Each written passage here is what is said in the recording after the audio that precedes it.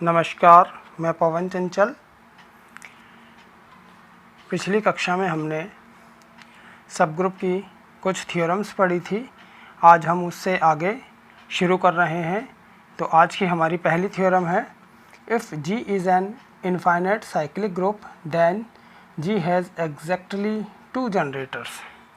मतलब यदि group G एक इनफाइनाइट साइक्लिक ग्रुप है तो हमें बताना है कि G के एग्जैक्ट 2 जनरेटर होते हैं। तो चलिए हम शुरू करते हैं। यहाँ हमारे पास दिया हुआ है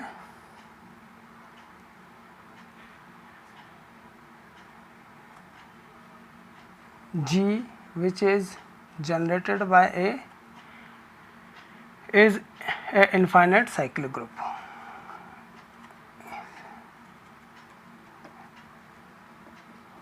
Infinite cyclic, ये हमें दिया हुआ है और हमें बताना है कि इसके केवल 2 जनरेटर यानी कि 2 जनक होते हैं। तो हमने कल एक प्रमेय पढ़ी थी कि अगर जी एक साइक्लिक ग्रुप है जो कि A से जनरेट होता है तो A इन्वर्स भी उसका एक जनरेटर होता है। Then by the theorem, then by the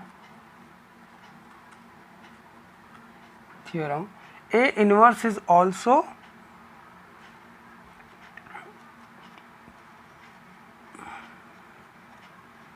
the generator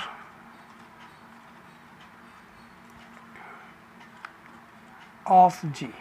ये हमने कल प्रमेय पढ़ी थी, उसके आधार पर हम कह सकते हैं। यानी कि अगर A इसका जनक है तो A इन्वर्स भी G का जनक है। तो हमें जो सिद्ध करना है उसमें क्या बात बताई गई, क्या बात हमें सिद्ध करनी है कि G के एग्जैक्ट 2 जनरेटर होते हैं, 2 से ज़्यादा नहीं होते हैं।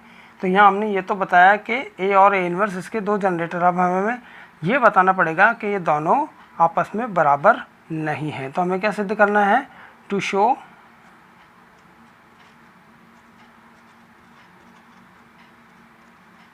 That A is not equal to A inverse. ये हमें सिद्ध करना है।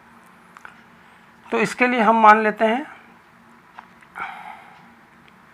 Late A is equal to A inverse. हमने इसका उल्टा मान करके हम चलने के, अगर A को हम A इन्वर्स के बराबर लेते हैं तो क्या करते हैं, हम A से दोनों तरफ एसोसिएट यहाँ कर देते हैं A इन्वर्स A। तो इससे हमारे पास क्या आएगा, A square is equal to A inverse A is identity element, मतलब A square is equal to E आ गया। तो इससे हम क्या कह सकते हैं, मतलब order of A is equal to 2। अब हमें पता है कि अगर जो G का जनक होता है, G साइक्लिक ग्रुप है, जो G का जनक है वही A का जनक होता है। अगर एक जो G की कोटि है वही A की कोटि होगी, ये हम प्रमेय पढ़ चुके। तो यदि A की कोटि 2 है तो इससे हम कह सकते हैं ऑर्डर ऑफ G वो भी क्या है, 2 है। तो इससे तो यह सिद्ध हो गया कि G जो है 2 कोटि का अवयव है, जबकि हमारे पास क्या दिया हुआ है, G एक इनफाइनाइट साइक्लिक ग्रुप है, इनफाइनाइट ग्रुप है। इसका मतलब हमारे पास यहाँ विरोधाभास आ गया, which is contradiction to infinite of G, जो कि G के अपरिमित होने का विरोधाभास प्रकट करता है। इसका मतलब जो हम मान कर चले थे वह गलत है, विच इज़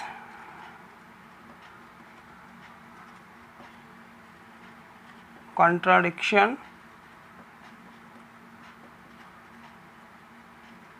to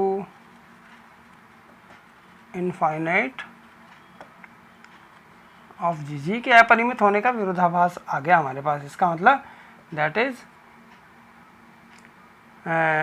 जो हम मानकर चले थे वह गलत मानकर चले थे। A क्या होगा, A इन्वर्स के बराबर नहीं होगा। तो पहली बात तो यहाँ हमने बता दी कि इसके 2 जनक है A और A इन्वर्स, जो कि आपस में बराबर नहीं है। अब हम ये देखते हैं, हमें ये बताना है कि ये दो जनक तो है, लेकिन एग्जैक्टली ये दो ही है, इसके अलावा इनका कोई जनक नहीं है। तो हम यहाँ अब ये बताएंगे कि इनके अलावा इसका कोई अन्य जनक नहीं है। तो हम मान लेते हैं कि if possible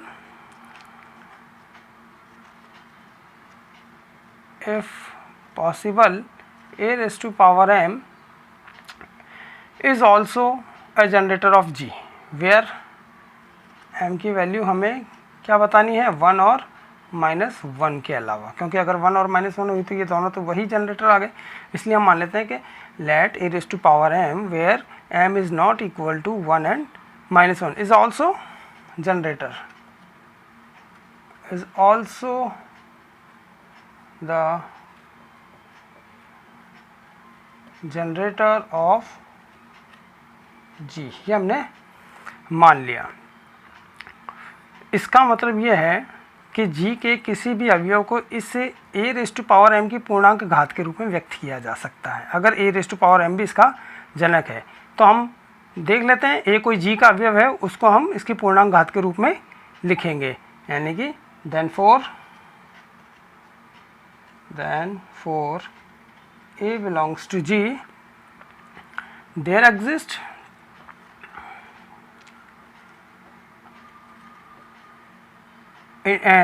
an integer n belongs to that, यानी कि कोई पूर्णांक ऐसा विद्यमान होगा ताकि हम क्या लिख सकते हैं, a को इस a raise to power m की पूर्णांक घात के रूप में, क्योंकि a raise to power m हमने इसका एक जनक माना है।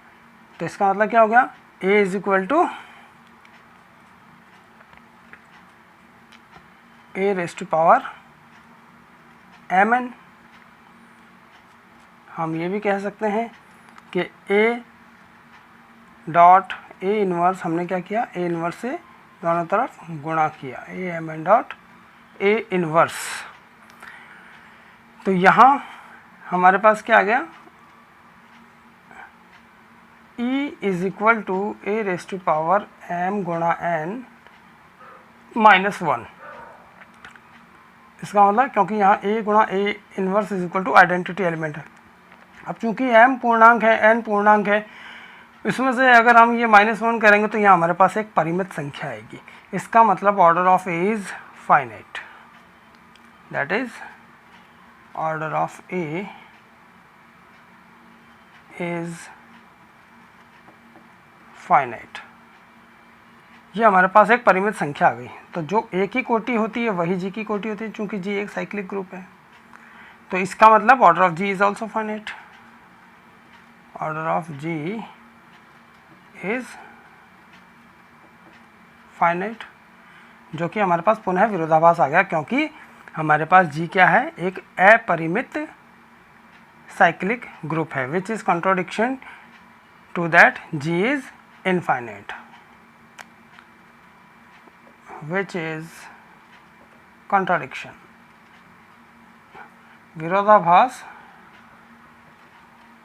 आ गया g के अपरिमित होने का। इसका मतलब a raise to power m can not be generator of g unless m is equal to plus और -1, यानी कि जब तक m के मान 1 और -1 नहीं होंगे तब तक a raise to power m इसका जनरेटर नहीं हो सकता। इसका मतलब g has 2 and only 2 generators, therefore G has 2 and only 2 generators।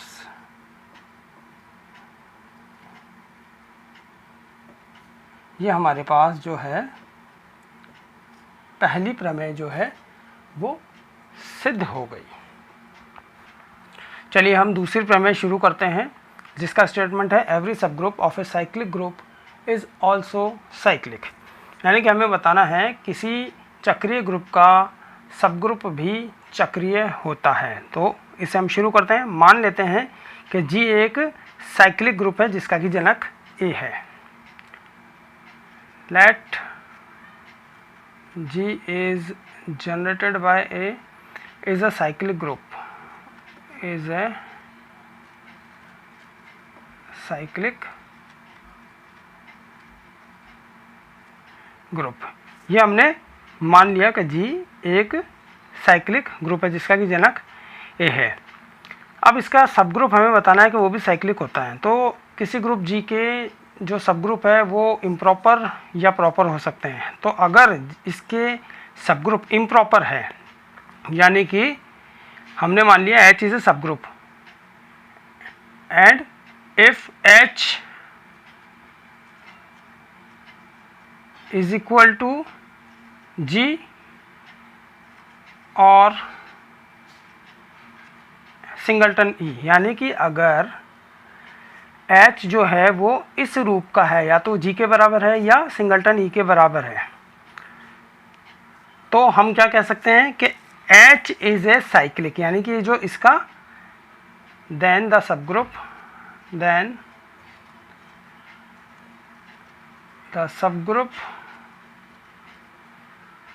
H is cyclic. अब यह यहाँ हमने साइक्लिक क्यों कहा, क्योंकि अगर H एक सब ग्रुप माना हमने, अगर H यहाँ G के बराबर है तो G तो ऑलरेडी यहाँ हमने बताया कि साइक्लिक ग्रुप है, तो उस केस में तो यह साइक्लिक हो गया। अगर सिंगलटन E के बराबर है, यानी कि यहाँ एक अवयव E है इसमें, और इसे हम इस E की पूर्णांक घात के रूप में लिख सकते हैं, तो इसका मतलब ये भी साइक्लिक हो गया। यानी कि अगर H इम्प्रॉपर है, सब ग्रुप इसका इम्प्रॉपर है जो कि G के बराबर है या सिंगलटन E के बराबर है, तो ये साइक्लिक होगा। अब हम दूसरा केस लेते हैं, इफ़ H जो है एक प्रॉपर सब ग्रुप है, यानी कि अगर हम मान लेते हैं let H be a proper subgroup of G, H be a proper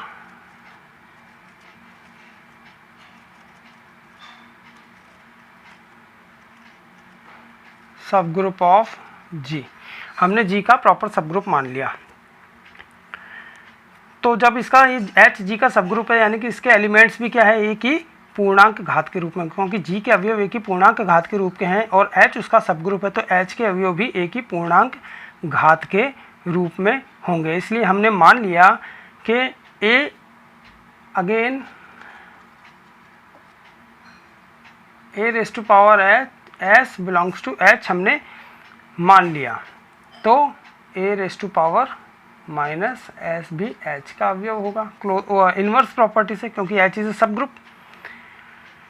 तो इसका मतलब अगर A raise to power S H का अवयव, A raise to power minus S भी H का अवयव है, तो हम यह कह सकते हैं कि H में एक ही धनात्मक तथा ऋणात्मक पूर्णांक घात के अवयव हैं। H में एक ही धनात्मक तथा ऋणात्मक पूर्णांक घात के अवयव है। हम मान लेते हैं कि m ऐसा लीस्ट पॉजिटिव इंटीजर है जिसके लिए कि A raise to power m H का अवयव है। Late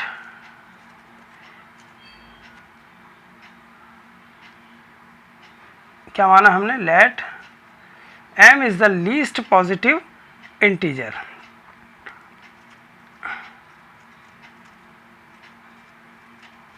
least positive integer such that A raise to power m belongs to H। हमने क्या मान लिया, m ऐसा लीस्ट पॉजिटिव इंटीजर जिसके लिए A raise to power m H का अवयव है। तो अगर हम अब यह प्रूव कर दें, क्योंकि m लीस्ट पॉजिटिव इंटीजर है, तो हम ये बता दें कि H का जो जनक है वो A raise to power m है, यानी कि हमें क्या सिद्ध करना है, we have to prove that then, या ये यूँ लिख दें, we shall prove that H is generated by A raise to power m, यानी कि हमें यह सिद्ध करना है, यानी कि H एक साइक्लिक ग्रुप है जिसका कि जनक A raise to power m है, ये हमें बताना है। तो हम मान लेते हैं इसके लिए कि A raise to power t again let A raise to power t belongs to H, कोई आर्बिट्ररी एलिमेंट है, A raise to power t H का कोई अवयव है। Then by division algorithm, then by division algorithm हम विभाजन kiln विधि से यह कह सकते हैं कि Q तथा R ऐसे कोई दो पूर्णांक विद्यमान होंगे जिसके लिए हम by division algorithm there exist Q and R belongs to Z, ऐसे दो पूर्णांक विद्यमान होंगे जिसके लिए हम ये कह सकें such that T is equal to MQ plus R। हम ऐसा लिख सकते हैं विभाजन कलन विधि से कल हमने बात की थी, जहाँ पर R क्या है, is greater than equal to 0 and less than M। अब हमने अभी बताया है कि a raise to power m h का अवयव है, तो हम देखते हैं, हम आगे यहाँ आगे प्रोसीजर करते हैं। Now a raise to power m belongs to h, तो इसके लिए हम ऐसा भी कह सकते हैं a raise to power m raise to power q जो है वो भी h का अवयव होगा, क्योंकि q क्या है, यहाँ एक इंटीजर है और h एक सब ग्रुप है, तो h सब ग्रुप है इसलिए उसमें क्लोजर प्रॉपर्टी लागू होगी। तो a raise to power m को हम q टाइम्स लिखेंगे, then by the closure property a raise to power m raise to power q belongs to h। By closure property यहाँ हम साइड में लिख सकते हैं, ये हमने कैसे लिखा, बाय क्लोजर प्रॉपर्टी। तो a raise to power mq, इसका मतलब a raise to power mq belongs to h। तो हम ये भी कह सकते हैं a raise to power minus mq वो भी h का अवयव होगा by the inverse property because h is a subgroup. अब हमने क्या बता दिया, a raise to power minus mq h का अवयव, तो हम लेकर यहाँ क्या चले थे, a raise to power, now a raise to power t belongs to, हमें पता है हमने यहाँ लिया है h, a raise to power minus mq हमने बताया अभी h का अवयव है, देन दोनों का प्रोडक्ट यानी कि closure property, then a raise to power t dot a raise to power minus mq which is equal to a raise to power t माइनस mq belongs to h by the closure property. a raise to power t माइनस mq हम देखें तो वो r के बराबर है, which is equal to, then हम ये कह सकते हैं a raise to power r belongs to h। अब हमने यह बताया है कि m is the least positive integer, वह न्यूनतम धनात्मक पूर्णांक जिसके लिए a raise to power m h का अवयव है।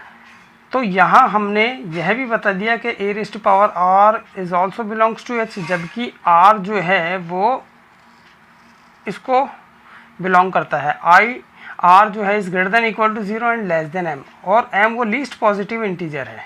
तो इसका मतलब हमारे पास यहाँ r की वैल्यू क्या होनी चाहिए, 0 के बराबर होनी चाहिए।